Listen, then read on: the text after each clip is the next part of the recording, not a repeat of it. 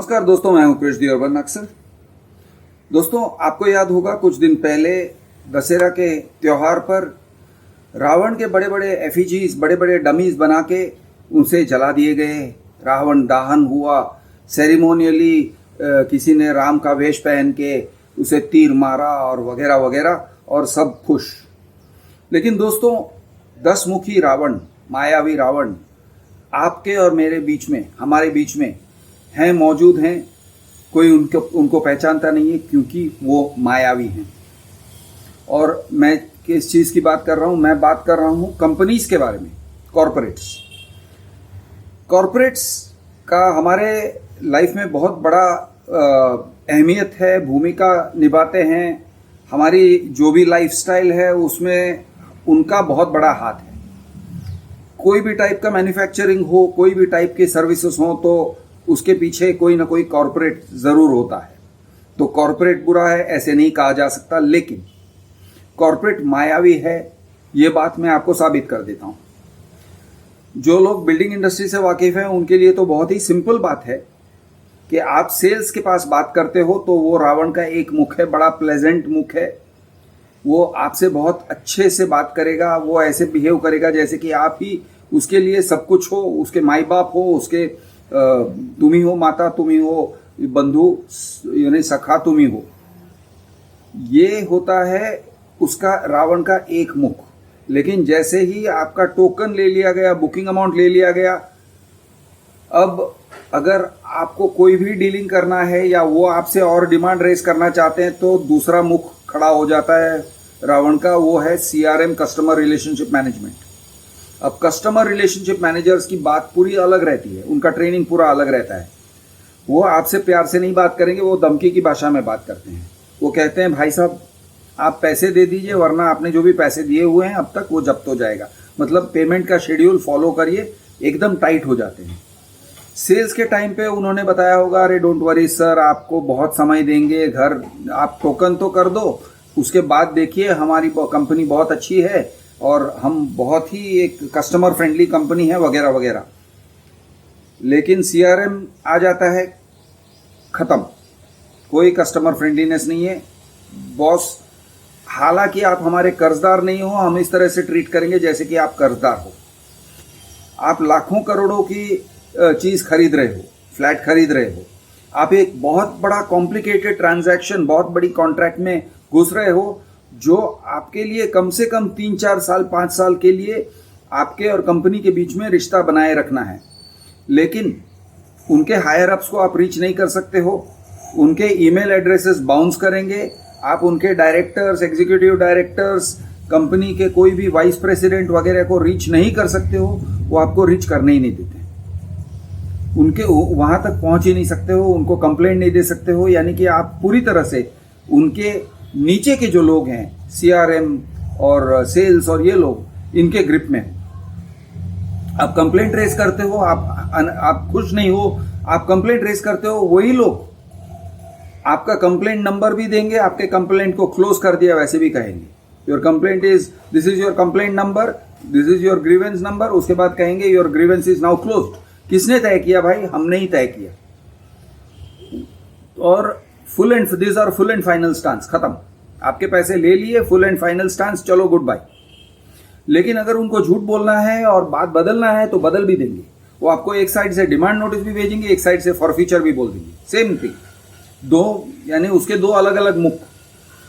एक साइड से आपको डिमांड आ रहा है, दूसरे साइड से कह रहे हैं आपके पैसे ले लिए गए हैं, आपका कैंसिलेशन हो गया है।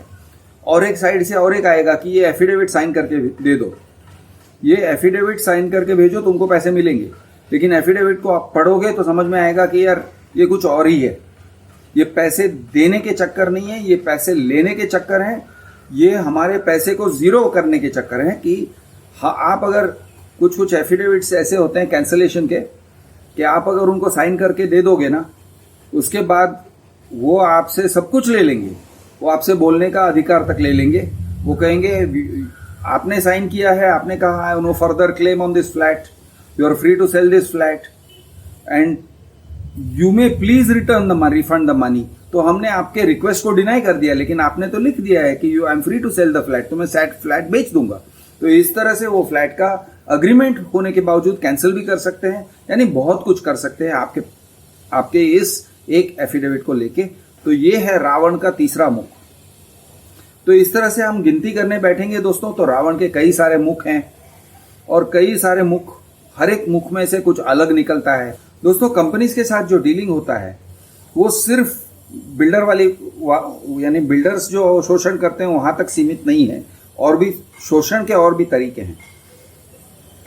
जैसे कि जो यंग लोग हैं, नौकरी के तलाश में निकलते हैं, उनको अगर अपॉइंटमेंट लेटर दे देते हैं कंपनी, तो बच्चे बहुत खुश, मैं बच्चे इनको कह रहा हूँ, 20, 23, 25 साल के जो लोग हैं, कंपनी से निकले कॉलेज से निकले हुए हैं, जिंदगी में अपना रास्ता तलाश रहे हैं। किसी ने इंजीनियरिंग किया है, किसी ने कुछ किया है, किसी ने एमबीए किया है। तो ये सारे लोग जब अपने जिंदगी में रास्ता तलाशने को निकलते हैं, they are trying to get a foothold in the world. वो जमीन में कहीं पर अपनी एक रोजी रोटी हो, अपनी एक कमाई हो और अपनी एक अस्तित्व हो, जिसके बल पे वो एक अपना परिवार खड़ा कर सके, शादी कर सकें, बच्चे कर सकें, एक घर खरीद सकें। वो इस तरह के एक छोटे से सपोर्ट या सहारा के तलाश में रहते हैं। उनके लिए जॉब और करियर एक जरिया है अपनी जिंदगी जीने के लिए। लेकिन इन लोगों का शोषण करने के लिए सारे कंपनियां बैठे हैं, और ये कंपनी के जो 10 मुख हैं वो मैं इस संदर्भ में दिखाना चाहता हूं। तो दोस्तों, पहली बात यह है कि आपको जो अपॉइंटमेंट लेटर मिलता है, क्या ये अपॉइंटमेंट लेटर साइंड है? शुरुआत यहां से होती है, क्योंकि कई बार हम देखते हैं आपको अपॉइंटमेंट लेटर ड्राफ्ट बोल के मिल जाता है। ड्राफ्ट मतलब ये पक्का अपॉइंटमेंट लेटर नहीं है, लेकिन वो भेज देंगे ईमेल से। टाइटल में कहेगा अपॉइंटमेंट लेटर, आप खोल के देखोगे तो शायद सिग्नेचर भी नहीं होगा, ऑथोराइज सिग्नेटरी करके होगा, लेकिन सिग्नेटरी का सिग्नेचर नहीं है। और हो सकता है कहीं ना कहीं आपको वाटरमार्क भी मिल जाएगा कि ये ड्राफ्ट है, या फिर सीधा हेडिंग में डाल के, ईमेल के हेडिंग में डाल के भेज दिया होगा, या फिर जो पीडीएफ फाइल है, पीडीएफ फाइल में लिखा होगा ड्राफ्ट अपॉइंटमेंट लेटर, यानी उसका नाम ड्राफ्ट अपॉइंटमेंट लेटर है। तो इसका मतलब कि आपको अपॉइंटमेंट लेटर नहीं मिला। अब बहुत सारे जो बच्चे लोग हैं वो ये चीज को लेकर खुद के शहर में नौकरी करना छोड़ो, वो दूर दूर तक चले जाते हैं, यानी कश्मीर से कन्याकुमारी ट्रैवल कर जाएंगे, क्योंकि किसी ने उनको एक ड्राफ्ट अपॉइंटमेंट लेटर भेज दिया, जो कि अपॉइंटमेंट लेटर भी नहीं है, फॉर्मल है भी नहीं। ये एक तरीका है छल करने का, दिस इज चीटिंग। लेकिन कंपनीज ऐसे करते हैं, वो ड्राफ्ट अपॉइंटमेंट लेटर भेजते हैं और फिर उनके ऊपर तरह तरह के, अगर कोई दूर से आया हुआ बच्चा है, जो किसी दूसरे शहर से आया हुआ बच्चा है, तो उसके साथ क्या क्या चीटिंग होता है।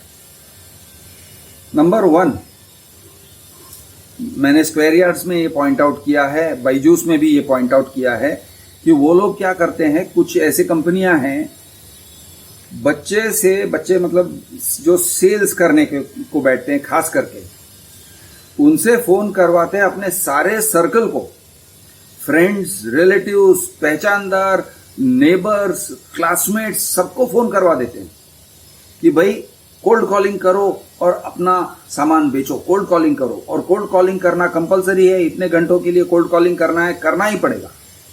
तो कोल्ड कॉलिंग करने के चक्कर में अपनी फ्रेंड्स, फैमिलीज, नेबर्स, क्लासमेट्स, सबसे रिश्ता खराब करके बैठते हैं। क्यों?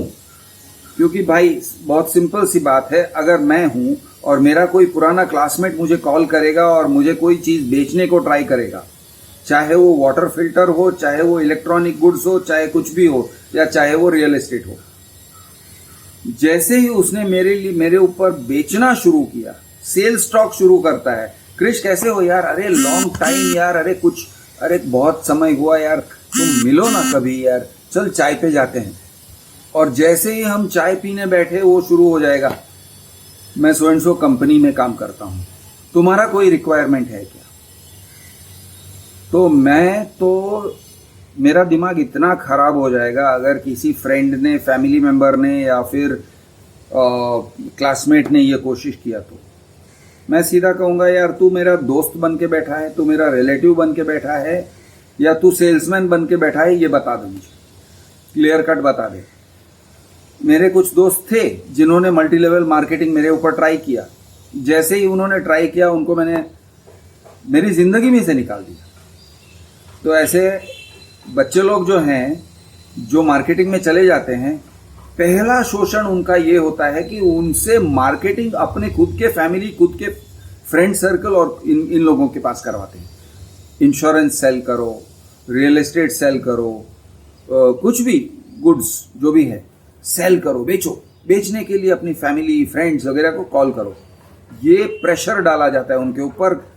ऐसा प्रेशर लाया जाता है कि तुम इतने कोल्ड कॉलिंग नहीं करोगे तो तुमको उस दिन की पगार नहीं मिलेगी। तो अगर किसी ने आपसे पूरा दिन काम करवाया लेकिन आपके कोल्ड कॉलिंग में 5 मिनट रह गए, यानी 3 घंटे का कोल्ड कॉलिंग करना था और आपका 5 मिनट अगर वो क्लॉकिंग सिस्टम में कम पड़ा, तो वो कहेंगे पूरा दिन का मेहनत वॉश आउट। मतलब जो उन्होंने 2 घंटे और 55 मिनट का काम करवाया वो मुफ्त फुकट फॉर द कंपनी। ये गलत कर रहे हैं, नंबर 1। नंबर 2, लोगों से ओवर टाइम काम करवाते हैं, बैठा के हॉलीडेज में काम करवाते हैं, संडेज को काम करवाते हैं, पब्लिक हॉलीडेज में काम करवाते हैं, उसके पगार भी नहीं देते हैं, उसका ओवर टाइम नहीं देते हैं। गलत काम है ये। लेकिन ये टाइप का काम होता है। 24 घंटे काम करवाते हैं, यानी सिर्फ सुबह, यानी जैसे ही आप चाय पियोगे आपको कॉल्स आना शुरू हो जाएगा, आपको कंपनी के कॉल्स अटेंड करने पड़ेंगे। आपके बॉसेस सोने के मोमेंट तक आपके बॉसेस आपके पीछे लगे रहेंगे, ये करना है, वो करना है, ये करो, वो करो, ये भेजो, वो भेजो, चलते ही रहेगा। एक समय की सीमा होती है जो आपका प्राइवेट लाइफ होता है, लेकिन यहाँ पर कोई प्राइवेट लाइफ छोड़ते नहीं है। ये शोषण है, ये लेबर लॉस के खिलाफ है, लेकिन हमारे देश में लेबर लॉस एक जोक बन के रह गया है। Labour court, labour laws, industrial court, ये इनकी जुरिस्डिक्शन खत्म हो चुकी है। करीब करीब सारे जो लोग हैं उनके अपॉइंटमेंट को इस तरह से डिफाइन किया जाता है कि उनको किसी भी तरह के कायदे कानून का सहारा नहीं मिलता है। मिनिमम वेजेस एक्ट का सहारा नहीं मिलेगा आपको, किसी भी चीज़ का सहारा नहीं मिलेगा। सारे चीज़ों का आपको, यानी आपके जो अधिकार हैं उनसे वंचित किया जा रहा है। और ये काम कर रहे हैं कौन? कॉरपोरेट्स। वैसे इंडिविजुअल शॉप ओनर्स वगैरह भी करते हैं, लेकिन वो उतनी सफाई से नहीं करते हैं जैसे कॉरपोरेट्स करते हैं। कॉरपोरेट्स के पास छल करने के बहुत सारे तरीके हैं। तो एक, जैसे मैंने कहा, वो ड्राफ्ट अपॉइंटमेंट लेटर। दूसरा ये कहा कि आपका जो अपॉइंटमेंट लेटर आता है वो अपॉइंटमेंट लेटर में लिखते हैं कॉस्ट टू कंपनी, CTC। ठीक है। अब CTC मतलब पूरे साल का गिनवाते हैं, और पूरे साल में से वो ये भी कहते हैं हम इतना ग्रेचुइटी कट कर देंगे। लेकिन आपने अगर 5 साल उस कंपनी में खत्म नहीं किया तो आपको ग्रेचुइटी नहीं मिलता है, आपके ड्यूज नहीं मिलते। नहीं, इंश्योरेंस, एम्प्लॉयज इंश्योरेंस, ESIC जो लिया जाता है, जो आपसे कट किया जाता है, लेकिन आपको मिलता नहीं है अगर आप कंपनी छोड़ के जाते हो। आपको उसका कोई अधिकार नहीं मिलता है, आपको प्रोटेक्शन नहीं मिलता है, लेकिन आपसे डिडक्शंस कर दिए जाते हैं। कई बार ऐसे बहुत सारे डिडक्शंस हो चुके हैं, लेकिन जमा जो करने का रहता है गवर्नमेंट के पास, वो टैक्स वो जमा नहीं होता है। टैक्स हो, ESIC हो, ग्रेचुइटी हो, जमा नहीं होता। प्रोविडेंट फंड जमा नहीं होता है।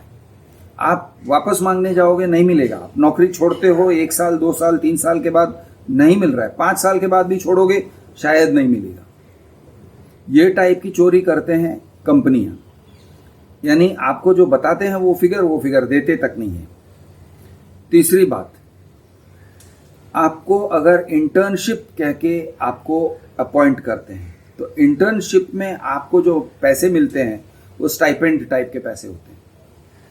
अब वो स्टाइपेंड के वो तरह तरह के रूल्स ये डाल देते हैं। तो एक रूल मैंने रिसेंटली सुना है कि आप अगर कंपनी छोड़ के गए वो सारे पैसे आपको रिटर्न करने पड़ेंगे। मतलब आपने जो भी काम किया कंपनी के लिए वो सब फ्री। अब उनका बहाना क्या है, उनका रीजनिंग क्या है? उनका रीजनिंग इस तरह से है कि कंपनी ने आपको शिक्षा दिया है, सिखाया है। आप इंटर्न हो तो आपको ऑन द जॉब ट्रेनिंग मिल रहा है। तो ये ऑन द जॉब ट्रेनिंग, हम आपको ट्रेनिंग दे रहे हैं, आप हमें फीस नहीं दे रहे हो। तो ये आपको जो सैलरी दिया जा रहा है इंटर्नशिप के समय में, वो एक्चुअली हम आपको दे रहे हैं स्टाइपेंड। लेकिन आपने अगर नौकरी छोड़ दी 2 साल के अंदर, 3 साल के अंदर, जो भी है, एक लिमिट डाल देते हैं, तो अगर आपने नौकरी छोड़ दी तो ये सारा अमाउंट रिटर्न करना पड़ेगा। मतलब आपने जो भी काम किया कंपनी के लिए सब फ्री। अब क्या ये सचमुच में ऑन द जॉब ट्रेनिंग देते हैं? थोड़ा बहुत देते भी होंगे, लेकिन ज्यादातर मैं नहीं समझता हूं। ज्यादातर वो कस के काम करवाते हैं, तेल निकाल लेते हैं। लेकिन अगर छोड़ना चाहो तो पैसे देने पड़ेंगे वापस। और लोग डरते हैं। लोग इसलिए डरते हैं क्योंकि रेफरेंस लेना है ये कंपनी का, तो वो भयंकर रेफरेंस दे सकते हैं कि ये आदमी इनकॉम्पिटेंट है, ये है, वो है, उसने ऐसे किया, वैसे किया, बहुत कुछ कर सकते हैं, उसके करियर को डैमेज कर सकते हैं। तो इसलिए बच्चे लोग बहुत घबराते हैं। और एक बात, आप अपॉइंटमेंट लेटर को ध्यान से पढ़िए। हालांकि वो इस तरह से आपको ट्रीट कर रहे हैं जैसे कि आप उनके एम्प्लॉई हो, लेकिन अपॉइंटमेंट लेटर में लिखेंगे कि वो आप आउटसाइड कंसल्टेंट हो या आप आउटसाइड कॉन्ट्रैक्टर हो। अब दोस्तों, कंसल्टेंट, कॉन्ट्रैक्टर और एम्प्लॉई, ये 3 और इंटर्न, ये 4 जो हैं ये पूरी तरह से अलग हैं। उनके राइट्स अलग होते हैं। अब इंटर्न को साइड में रखते हैं तो कॉन्ट्रैक्टर, कंसल्टेंट एंड एम्प्लॉय 3 अलग हैं। कॉन्ट्रैक्टर के ऊपर आप समय का बंधन नहीं डाल सकते हो, आप काम का बंधन डाल सकते हो। आप कह सकते हो कि तुम ये काम हमको करके दोगे और ये काम के इतने पैसे मिलेंगे। ये कॉन्ट्रैक्टर का होता है। कंसल्टेंट को आप कंसल्टेंसी फीस दोगे, लेकिन आप ये नहीं कह सकते कि तुम ये टाइम से ये टाइम तक ऑफिस में मौजूद रहोगे और तुम इतने कॉल्स लोगे और इतना कोल्ड कॉलिंग करोगे, इतना ये करोगे, वो करोगे। टास्क बेस्ड जो कहते हैं वो नहीं कर सकते हो आप कंसल्टेंट के साथ। लेकिन ये लोग क्या करते हैं, अपने अपॉइंटमेंट लेटर में आपको कंसल्टेंट भी ठहरा दिया, आपको कॉन्ट्रैक्टर भी ठहरा दिया, आपको एम्प्लॉय भी ठहरा दिया और शायद आपको इंटर्न भी ठहरा दिया, सब एक ही अपॉइंटमेंट लेटर में। यानी आपको प्रोटेक्शन 0 और आपसे काम 10,000%, जितना भी काम करवा सकते हैं करवा लेते हैं। अच्छा, और एक मैं आपको, यानी किस तरह से कंपनी आपको ठगता है, चोरी करते हैं, ये मैं आपको समझाता हूं। अब दोस्तों, आप एक जगह पे अपॉइंटमेंट ले लेते हो, जैसे कि मान लो एक ब्रांच है, let us call that ABC Corp. ABC Corp वैसे अमिताभ बच्चन कंपनी था भी पहले, लेकिन शायद अभी नहीं है, तो इसलिए मैं एबीसी कॉर्प यूज करूंगा। ABC Corp, there is a branch in Mumbai, there is a branch in Chennai, there is a branch in Bangalore, there is a branch in Pune. अब एबीसी कॉर्प ने आपको अगर appoint किया है तो कहां पर किया है? अगर आपको मुंबई ब्रांच में किया है तो पुणे ब्रांच आपका इस्तेमाल नहीं कर सकता है।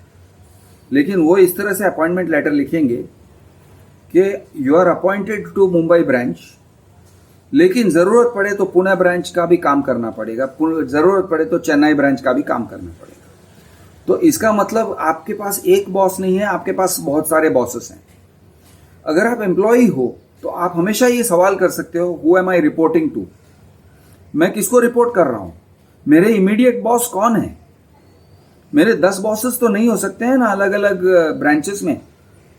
अगर एक ने कहा कि तुम्हारा डेडलाइन है कि ये काम तुम कल सुबह तक करके दे दोगे, और तभी दूसरे वाले का कॉल आता है चेन्नई से और वो कहता है कि अरे तुम्हारा काम कहाँ गया, और तीसरा वाला तुमको कॉल करके परेशान करेगा, मैं तुमको डिजाइन भेज रहा हूँ, फ्रेश डिजाइन भेज रहा हूँ, कल दोपहर तक दे दो। तो कैसे तुम हैंडल कर सकते हो यार? एक सुबह का कह रहा है, एक दोपहर का कह रहा है, यानी तुम्हारे पास टाइमलाइन का है। और कोई बुला लेगा मीटिंग में, कोई कहेगा नहीं नहीं तुम मीटिंग में जल्दी से आ जाओ, चाहे वो फ्लाइट पकड़ के आ जाओ चेन्नई। अरे कैसे आ सकता हूँ? नहीं नहीं चलो फ्लाइट पकड़ के मत आओ, कॉल है कल, कॉन्फ्रेंस कॉल एट 2:30 PM। अरे भाई लेकिन मेरा दूसरा डेडलाइन है, 4 बजे को मेरा डेडलाइन है, डिजाइन डेडलाइन है, वहां पे ये मेरा गला पकड़ के बैठा हुआ है, वो सब मुझे सुनना नहीं है, तुम अपना काम करो। तो इस तरह से 10 मुखी रावण आपको पकड़ लेता है। आपको यहाँ पे अपॉइंट किया या वहां पे अपॉइंट किया या किस जगह पे अपॉइंट किया, ये क्लियर नहीं रहेगा। इनफैक्ट आपको कंफ्यूज कर देंगे। उतना ही नहीं, ये तो सेम कंपनी एबीसी कॉर्प के सिस्टर कंसर्न्स। अभी एबीसी कॉर्प का अगर कोई सिस्टर कंसर्न है एक्सवाईजेड कॉर्प, तो एक्सवाईजेड कॉर्प वाले भी आपको काम करने को बोलेंगे, तो आप क्या करोगे? ये सिचुएशंस हाइपोथेटिकल नहीं है, इसके बारे में मुझे बताया जाता है। कई लोग मुझे फोन करते हैं और बताते हैं कि यार यहाँ से मुझे कॉल आता है, वहां से मुझे कॉल आता है, सब लोग मेरे पीछे पड़े हुए हैं, ये करके दे, वो करके दे, मैं क्या करूं? तो आपका जो रिपोर्टिंग ट्री है वो क्लियर नहीं है। आप हर जगह पे वो कहेंगे तुम तो कंसल्टेंट हो, करना पड़ेगा। लेकिन छुट्टी के मामले में मैं कंसल्टेंट नहीं हूं। छुट्टी लेने के समय आप हर एक चीज को पकड़ के रखोगे कि तुम छुट्टी नहीं ले सकते हो, तुम आज आए नहीं, अरे लेकिन कंसल्टेंट हूं भाई, तो मैं आउटसाइडर हूं ना। तुम कैसे कह सकते हो मुझे ऑफिस में रिपोर्ट करने के लिए? तुम कैसे कह सकते हो कि तुम 9 बजे से लेके 7 बजे तक काम करोगे और तुम्हें ऑफिस में मौजूद रहना पड़ेगा? मैं कंसल्टेंट हूं, लेकिन वो अलाउ नहीं करेंगे। यानी आप एम्प्लॉय भी हो, कंसल्टेंट भी हो, कॉन्ट्रैक्टर भी हो, हर एक ब्रांच के कॉन्ट्रैक्टर भी हो, सिस्टर कंसर्न्स के भी कॉन्ट्रैक्टर या कंसल्टेंट हो, और आपको करना पड़ेगा, और आपके पास कोई छुटका नहीं है। तो आपका बिजनेस इनकम है, आप प्रोफेशनल हो, आप एम्प्लॉय हो, आप हो क्या?